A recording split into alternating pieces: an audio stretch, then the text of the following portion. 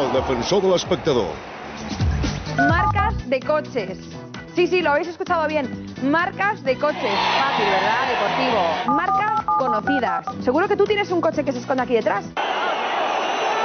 Hola, buenas noches. ¿Con quién hablo? Con Ayara. ¿Cuál es la marca de coche que tienes en mente? Un Ford. No tenemos Ford. Hola, bienvenida, mucha suerte. ¿Cuál es tu marca de coche? De Audi. Audi. Oh, Audi no está. Vamos en la hostia, ¿Cuál es tu marca de coche? El Chrysler.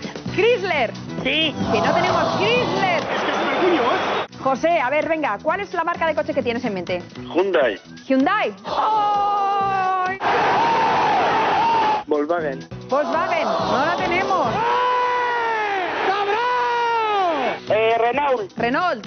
Renault no está aquí. Peugeot. Peugeot. Oh. Malparit! Desgraciat! No, això no! Vale. Oh, no hay Peugeot. Ho haveu vist, tots, no? Ho haveu vist! La mare que et va venir!